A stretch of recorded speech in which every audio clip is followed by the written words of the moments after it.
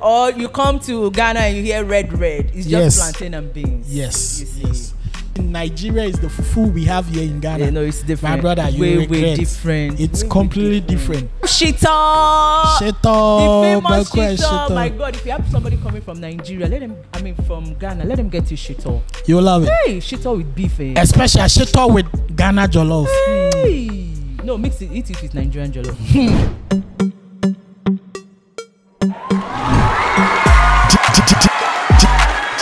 DJ Paco Rich.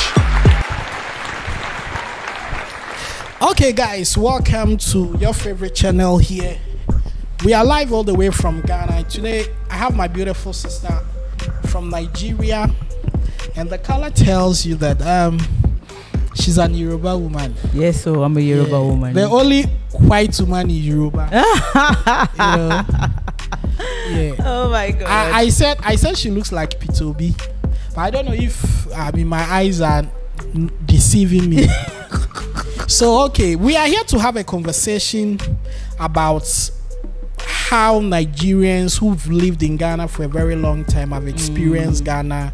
There are challenges, there are high moments, there are low moments and all that. You've been in Ghana for how many years? For 13 years. 13 years. Yes, please. Wow.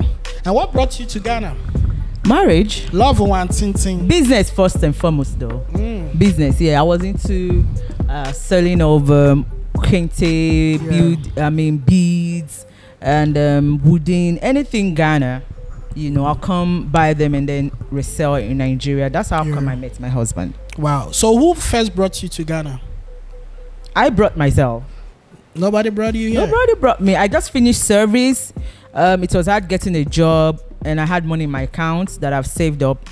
I just did my passport and I told my mom of blessed memory, I'm like, Mom, I need to go out there and see what I can do. I tried to go to Dubai, but I know that Dubai, going there alone, like maybe if I had a friend that was ready to go with me there, I would have, we would have gone as a girls trip. But I know that if I come to Ghana, it's ECOWAS, if anything happen, I can quickly reach home, go to the embassy or something.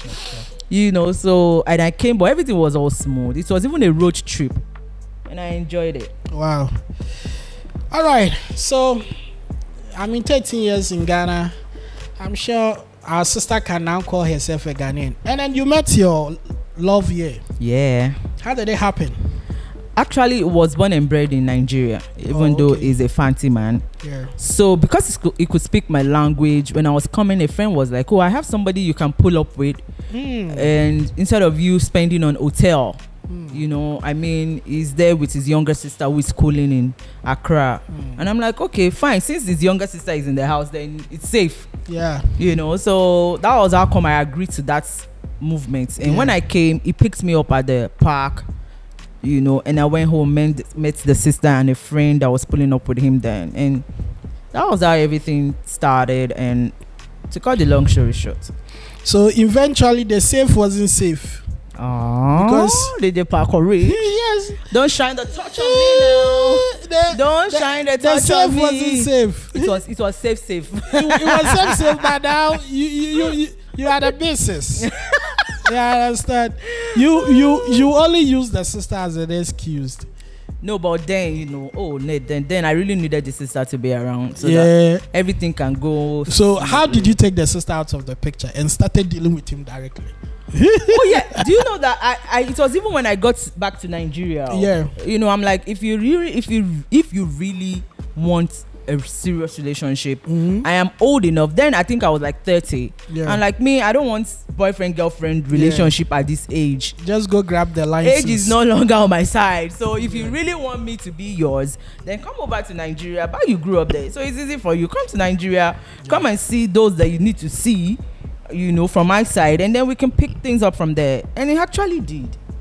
Just because I was playing safe then, because I know that if I had come and give myself away, it might not motivate him to come down. So I make sure the package was sealed till it came before we untie the package. Unbox the package. So let me ask this question. We've had this conversation all over and all over again that we meet Ghanaian women and most Ghanaian women go like, me, I like Nigerian guys, so they are caring, they take care of us, so they give us plenty money. Right? The Ghanaian men are stingy and all that. I know, but right? you chose the stingy men. Oh no, my husband. Because my husband grew up in Nigeria. Yes. For Christ's heaven's sake, he had his education up to high school. Yeah. He can even speak my own language, which is Yoruba. Yeah. And he can speak his Fanti fluently. Yeah. So he has that Nigerian thing rubbed off on him. Yeah. You see, he was born there. So he drank the water. So you mean because he lived in Nigeria, it took that stinginess that our ladies normally say you can find in Ghanaian men away? Definitely, I would say that because my husband is not stingy. Well, but do you agree to that school of thought that Ghanaian men are stingy and they don't take care of women well compared to Nigerian men? Will I say that? I've encountered some Ghanaian men that are cool. Generous, yeah. I mean, I've encountered some of them, and some of them too. You know that, like you always say, you can't use one person to judge the rest of them. Yeah. I mean, but these ladies like you are not stingy. Yeah, who told you? Because you paid for my taxi. I have an ID card of the National Stingy Men Association. I'm actually the board chairman. And so, well, I think that's an individual. It's an individual thing. And also, but your experience getting married to a Ghanaian man, how has it been like? Oh, it's been wonderful, Yeah. All my life I've been a Nigerian. Yeah. I was born there, everything. So coming to this side, marrying a Ghanaian and getting to learn the culture, the language, having children for him, there's no regret in that. I love it. And then you know, there's this saying that you don't get married to only a man, but you get married to his family and all that. Yeah. How has the relationship between you and your husband's family, being a foreigner, being a Nigerian? Oh yeah. There is this barrier because of the first and foremost, we have issue of language barrier. Yeah. I can speak their language. Yeah. I'm sorry to say that. I'm not proud of it. Yeah. I mean, 13 years sleeping with a Ghanaian man for good 13 years. I'm not proud of it. Sleeping with a Ghanaian man for 13 years. Why are you stressing? Sleeping with a Ghanaian man for 13 years. Why are you stressing this? The man had been able to transfer 3 sperms into her and develop them into babies. Oh my God! But my sister forgot to receive just lingua. I can speak Otidene. Otiden, that's all that you can say. Ejumam Tiden. Ejumam Boko. Since you're best some command, you see. Oh, Mika Fanti Kakan Kakra. Kakra, my bottom I can, you know. Debbie Kakan Kakra. Look at you. Debbie. Look at you. But anyway, I think it's a good experience always to see people like you are the ones creating the bridge between Ghana and Nigeria, because your kids can proudly say, I'm a Nigerian, but I'm a Ghanaian. I'm a Ghanaian, but I'm a Nigerian. We call them ganja, not. This is the ganja. They are the real people that. They are the people that find themselves in trouble when they ask them Ghana jollof and Nigeria jollof. I know, right? Which one is they want to better? Be patriotic. Because they don't know whether to play safe. As my mama is a Nigerian and my father is a Ghanaian. I know. So they go like, or when there are matches. They'll go like, me, I like Senegal jollof. because they don't want, of course, because they don't want trouble. Once you go for Nigeria, Wahala Day. If you go for Ghana, Wahala Day. I'll show you a video of a countdown where you can find the most beautiful women in Africa. And guess what? Nigeria is Ghana and Nigeria were out. Really? Yes. That's and I knew bias. And I knew that the author wanted to be safe, because if you even place Nigeria and Ghana first and second, there will be issues, right? There will be issues. I know. Social media wouldn't sleep. I know. And so but Nigeria has the finest women. Come on. Should have given it to Nigeria. Number one. Give it up. Nyash wise or face wise? Face wise, shape wise. Nyash wise. No. fine, we might not have the yansh like you are saying. But you agree Ghanaian women got the nyash? Yeah, they do. And the nyash is life. No, beauty is in the eyes of the beholder. Nigerian men tell us, is nyash life? No, yansh. You watching me now? You know they like nyash. It's all about the brains. That's one thing about Nigeria. Oh, but there are brain. There are no be all nyash we no get brains. There are nyash with brains. We call them really? NB. NB. Yes. What's NB? Nyash and brain. Hey, I'm learning today, pal. Yes, but so Nigerian women, give it up. Well, all right. So I would say Ghana and Nigerian women are all beautiful. I want to be safe. Yeah. I don't want to lose any Nigerian girlfriends. Don't lose Ghanaian girlfriends. So let me play safe. We are all beautiful. African women are beautiful. Yeah, man. You know. Yeah, man. All right. So with your experience here, how did you adjust to our foods? Because yes, we might have some similarities, but when you came from Nigeria to settle in Ghana, I'm sure you might not just jump on food. No. At once. It took time for you to. Yeah. What was the challenge?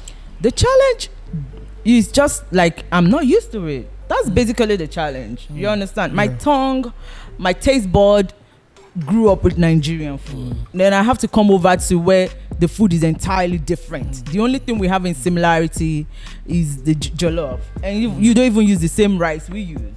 You see, so before I even learned how to cook that rice, hey, I'll spoil the rice, like I'll forget that I'm cooking Ghana rice, and I'll put a lot of water, because our rice it takes a lot of water to get it done. So the same, I would have forgotten, like, oh my god, I had to psychologically psych myself, like, when you are cooking this rice, it's small water. That one's by the side. But for me to really adapt, I think pregnancy helped me. Maybe because I was carrying Ghanaian blood. Yeah. So when I'm pregnant, I crave for things that I was not able to eat when I wasn't pregnant, like the fufu. You know, I want to eat fufu with okra, not with soup. Yeah. I want to eat fufu with okra, benku as well. So I think over time, pregnancy, motherhood made me adapt easily to food. Maybe because the children I was carrying, I don't know. Yeah, Ghanaian kids crave for Ghanaian foods. You can't. I can't be in your stomach and you be serving me with akara and a gushi soup. Oh, amala and all that. You know, I love the kokonte, the mashed cake during pregnancy and all that. So because of that, I really was able to adapt easily. And so my children too now, they both can eat Nigerian food and they can eat Ghanaian food. I've trained them up in that manner. All right. Yeah. But please encourage them to learn how to cook Ghana jollof, because you take them far.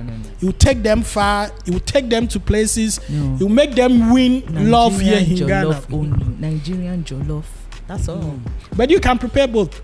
Yeah, now. I can. Now I can. But you can prepare Ghana jollof better than Nigeria jollof. No, from your facial expression. No.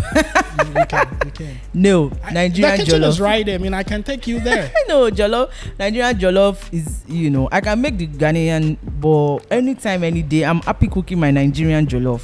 I'm so excited about it. All right. So there is this other conversation about Ghana and Nigeria I would like to know. There are a lot of Nigerians who feel that Ghanaians do not have a lot of food. They all that they know is that Ghana, banku, and wachi and jollof. I know, right? So I would like you to list a couple of foods that are Ghanaian that you have tasted or you've seen that they have no idea of. Really? Yes. I know they are familiar with the benku. Yes, most banku, of them. Yeah. They are familiar with the kenke. Kenke. I think those are the two they know really. The fufu as well. Yeah, fufu. They are familiar with the fufu, but most Nigerians don't like fufu. Yeah, but you see, the difference between Ghana fufu and Nigeria fufu is a whole episode. We'll do that. For that, I'll come to Cape Coast, get to the kitchen, and you'll show them. Because if you're thinking the fufu you eat in Nigeria is the fufu we have here in Ghana, no, it's different. My brother, you way different. It's completely different. Some fufu are kept in wrapper and packs. Yeah, they are turned on fire. You understand? They are not pound. You understand? So Yes, go with the names that they are not familiar with. I don't think they are familiar with Fanti. Yes, Fanti. Yes, my hometown food. You know, the Fanti is the fish stew. Stew, They call yeah. it fisherman stew or Yeah, something like yeah. that. With rice. Yeah. I don't think they are familiar with gobe.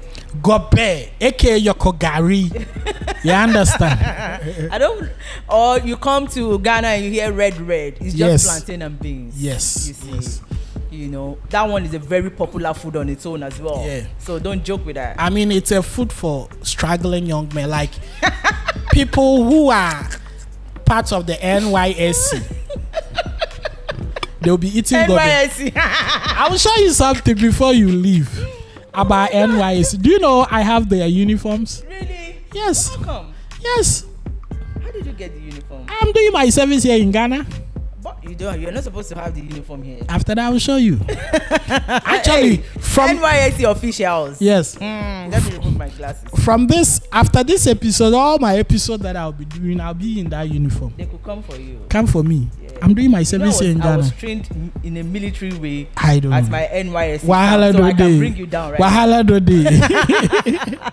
You know, so I don't think they've heard of etu. Etso, Yeah. etso. Don't say etu. It's etso. I know, right? Yeah. That's the way Kofi pronounces it. Etu. Yeah. There's this etu. The T is more Etso. pronounced. Yeah. The etu is big. Man. Yeah. It's delicious. With some red fish. Oh, Jesus. And fresh pepper. Forget it. If you don't get it, I wonder why we are always even battling with jollof when we have the likes of etso. yeah, the etu. Yeah. I prefer it even to the benko. Yeah. I mean, Nice. that's thick. Yeah. You've had enough of fancy stuff in your system. I know, right? Yeah, so you will have to love it. I love Yeah. it. I love it. So one more or One two more. Which one is You, there? you again? haven't mentioned kokonte. Yeah, kokonte. You are not familiar with kokonte. Well, It's called face face the the wall. wall. It's called face the wall, but it's our own amala. Amala. You see, Yeah. it's our own amala, but it's just that what we use to create our own flour is different from what they use. Yeah. But it's the same concept. Yeah. You see. Yeah. And then what else is there? Then The soups. Tell them about our soups. the soups. The light soup Yeah. is just like you drinking pepper soup. Yeah. But it's just that they had tomatoes. They had Yeah. tomatoes. They had fresh pepper. Unlike Yeah. ours, is purely spice. Yeah. You know, a lot of different spices mixed together. So their own light soup, they can use it to eat, just as we can use our own pepper soup to eat rice or Yeah. boiled yam. Yeah. You see. Then they have groundnut soup. Granite soup. They have groundnut soup. Ketsankwan. Yeah, they have groundnut soup. Man, Do you know how to pronounce it's it? delicious. Nketenkwan. Ketsankwan. Nketenkwan. Please prefer- mention it, or else you mention something else. It's groundnut soup for me. Yeah. Let me just stick Yeah. to that. Then they have palm nut soup. Yes. But what do you call it again? Abenkwan. Abenkwine. Abenkwan. That is banga soup. Oh, my brothers, my sisters. It's banga. Oh. No difference. Do you know we call it banga? Hey. Yeah, it's banga soup. Okay, Queen's Pride told me some years Yeah, back. it's banga soup. Yeah. They eat it a lot in some side in Nigeria, the south. Then they have okra stew. Okra But we will stew. call it okra soup because there's a way we make ours. Yeah. It's not stews like that. Then they have shito. Shito. The famous Bakwe shito. My God, if you have somebody coming from Nigeria, from Ghana, let them get you shito. You love it. Hey, shito with beef. Especially shito with Ghana jollof. Hey. No, mix it. Eat it with Nigerian jollof. Okay. Shito. with You your might boiled yam. run, or you might have a running stomach when you Shito is so nice with boiled yam. I'm telling you. Wow, you need to I see. Shito is one I'll of try the that things. combination. I haven't tried it with yam yet. Oh, it's beautiful. I'll try that combination. Oh, shito with yam is very nice. You know, just tell somebody to get you a jar. You know, very small. Yeah. You really come back for more. Right. Yeah. Right. So I think this is so beautiful. I mean, to know that Ghana having Togo, Benin before Nigeria. It's not a boundary, because the relationship between Ghana and Nigeria is just like this. As if they are just like they share a wall. Yes. But meanwhile, we have two borders. I think they need to start negotiation on giving Benin to Nigeria, and then Ghana taking Togo. Togo, right? Yes. I know. Then we just have a straight deal. It will be difficult because I'm sure those two have their own bonds because they are French-speaking countries. We don't care about them. We are just sharing them on top. They are too small to stand in between us. I know, right? Yes. I mean, the bond between Nigeria and Ghana is so, like, I think it's spiritual. Yes. We will always fight. It's just like husband and wife. Interestingly, on social media these days, you see Ghana and Nigeria fighting, and Kenya will come and join. And before you know, Ghana and Nigeria will be fighting Kenya. Ghana and Nigeria will be fighting. South Africa will come and join. Before you know, Ghana and Nigeria will face the South African. Will fight South Africa. Right? You can never come in between them. It's been love. It's been beautiful. One people. It's just that let us not condone or encourage the negativity about one Ghanaian coming to Nigeria to fool means every Ghanaian is a foolish person, or one Nigerian coming to Ghana to misbehave means that every Nigerian here is misbehaving. She's just an evidence. Beautiful Nigerian woman living here, going about her proper needs, like she's doing everything right. She's not cutting short. She's not doing anything that will get police running or chasing after her. No. She doesn't even want to be involved with anything with police. At all. You understand? But there are other people, they are like, I don't want peace. I want problem. Someone academy. You understand? So, guys, we're going to end this episode. I mean, if I'm having conversation with Ade, it's endless. If I know, right? Time, we'll spend the whole day. The whole day here. She works or she talks for a living, and I talk for a living. So we can never be tired. You understand? All right, guys. So let me know what you feel about the conversation. Your general thoughts in the comment section. Shout out to all my Nigerian folks. Gunshot. Yeah. I mean, we are doing well. Your state. Where I'm you from Ogun State. Yeah. So we'll bring you some episode about Ogun State right now. Yeah. We actually skipped it, but I'll make it a different episode right now. Bye. Bye.